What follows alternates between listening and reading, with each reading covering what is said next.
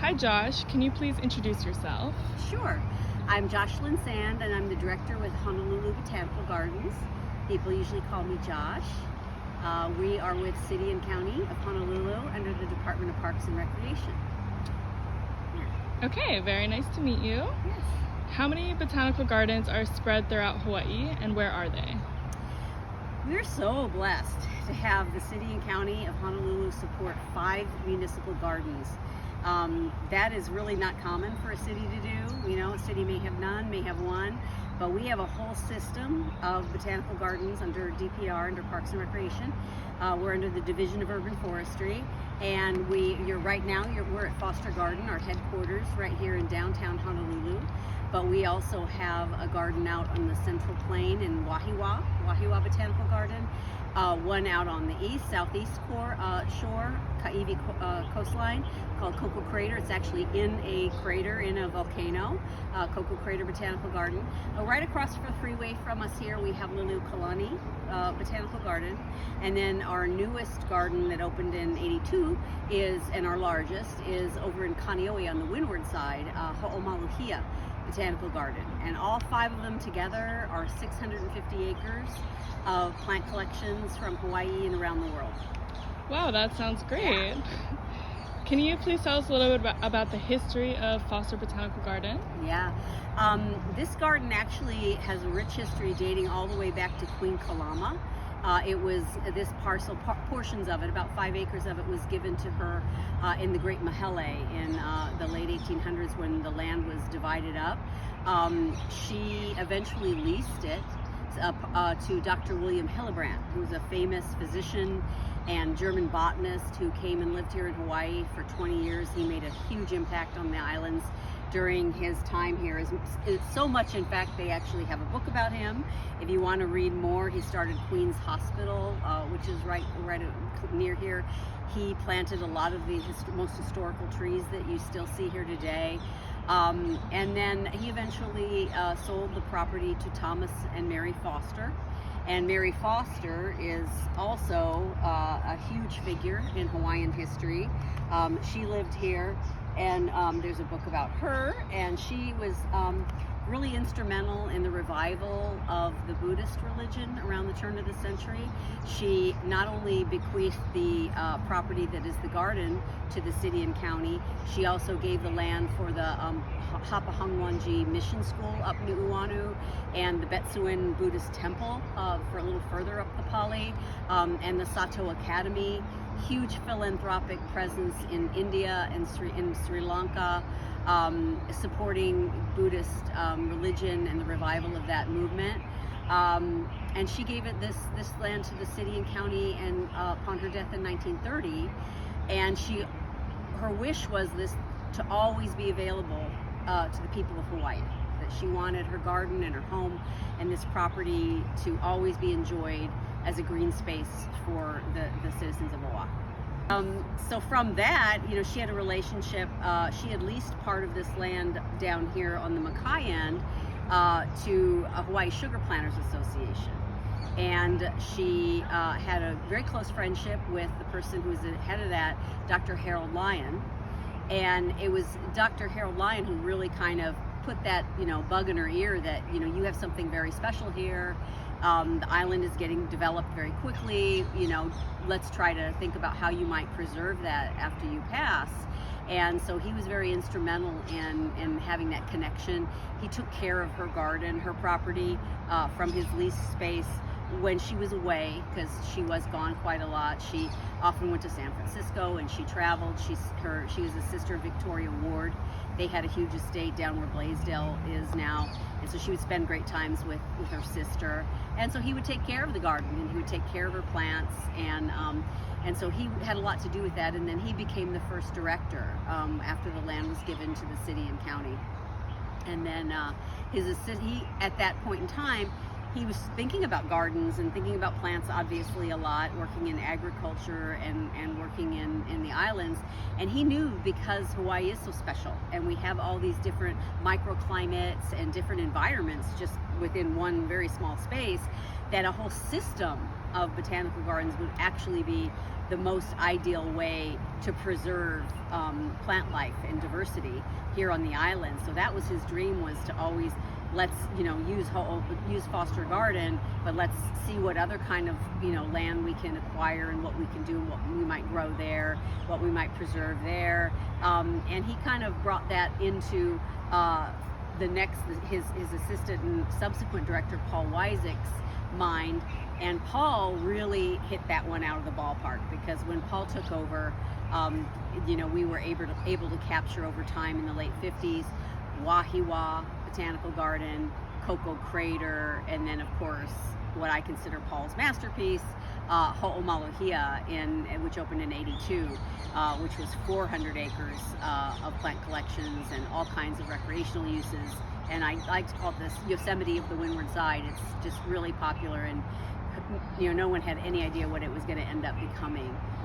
So from this is still our headquarters. This is still, our touch to history, our anchor for the whole system.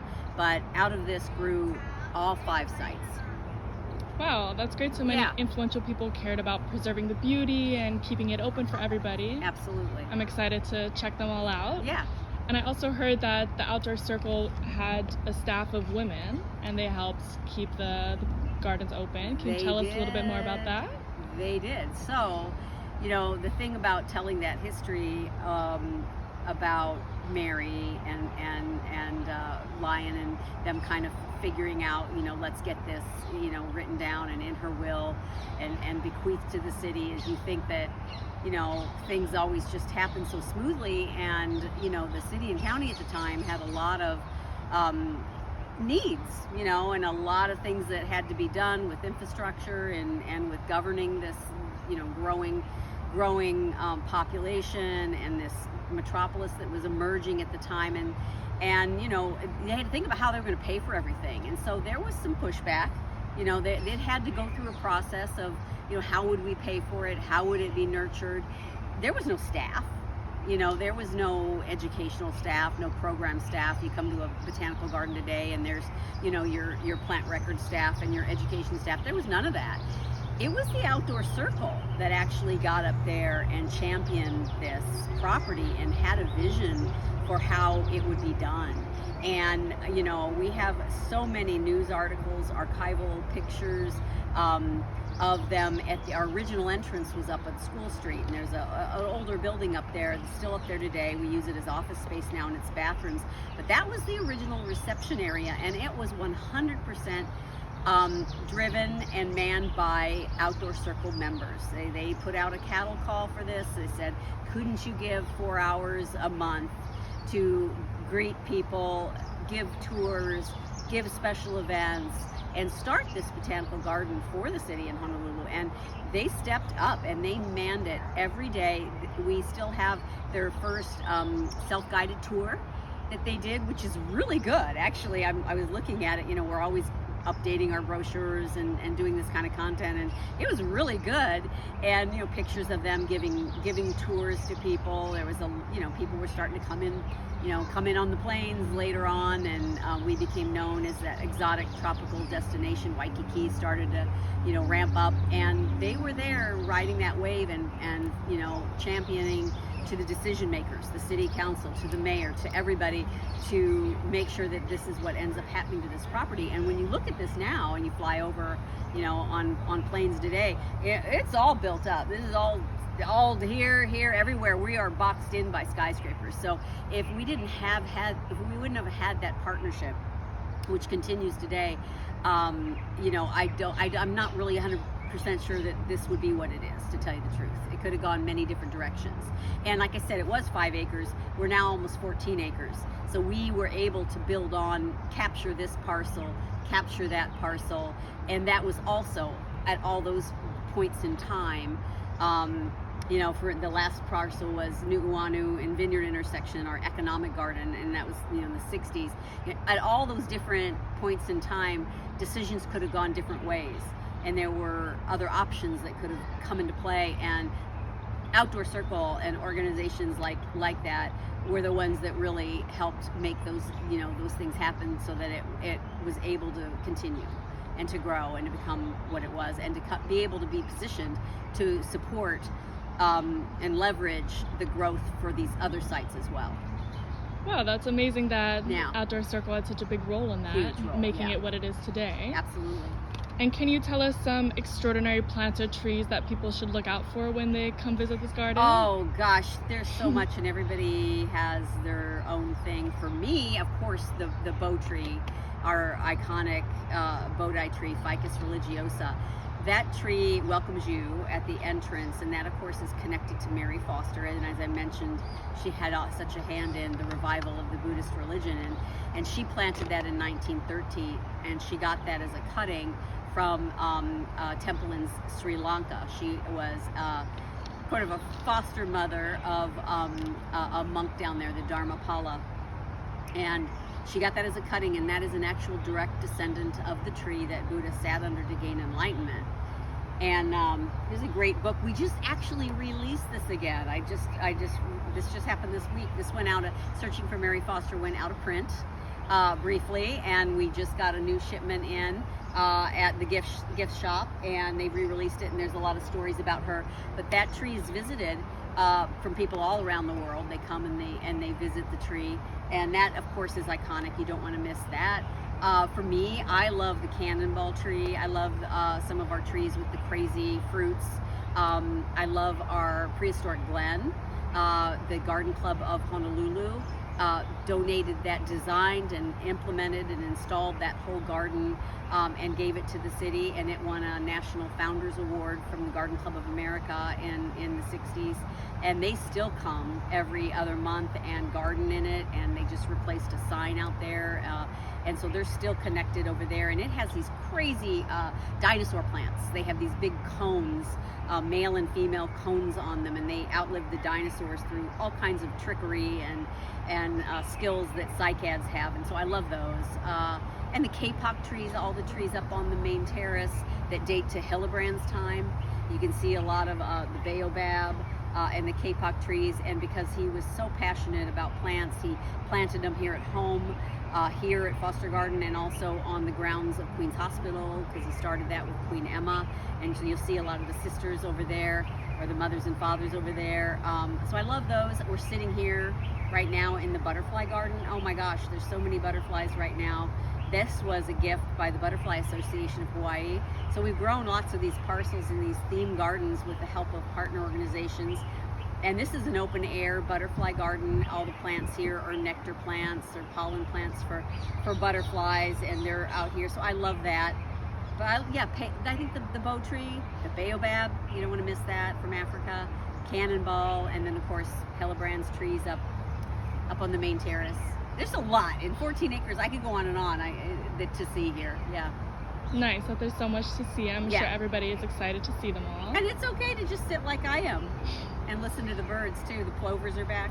They're here. Yeah. And not only can you just enjoy the space here, but there's also events, classes, and workshops held here, right? Oh yeah. So we, like I said, the Outdoor Circle was our first education department. And since that, we've grown that, and we have a great education team, and they do 3 calendars a year of events and programs and classes. We have a summer one that's kind of like our summer fun and big events. We just had our Midsummer Night's Gleam in July. We had 7,000 people here in one night. We lit up the whole garden. And then of course in the summer we have our Twilight concert series, and we've expanded that from not just Foster but to Wahiwa and to Koko, and so you can have a free concert around sunset through the summer. But we also have classes in the fall and winter. We're in fall and winter right now, so there's a lot of holiday classes, wreath making, succulent gardens, autumn stuff, pumpkin stuff. And then in the spring we have a whole nother series. You register online, just go to our city website and you can register for a class. This Saturday, tomorrow, we're going to have a big Pride event, our first Pride event here, because they just, the Mayor Blangiardi just designated the rainbow shower tree as the official Pride tree of Honolulu, as well as being the official street tree of Honolulu. And so we have a descendant of the very first named cultivar, Wilhelmina Tenney, right here in Foster Garden, and we're going to have a presentation, and we're going to have special tours, and so that's tomorrow. We've always got something going on. There's just something all the time. That's so nice to hear. Yeah. Well, thank you so much for your time. Yes. We look forward to seeing you at the garden. Yeah, please come. Thank you. Bye. Bye.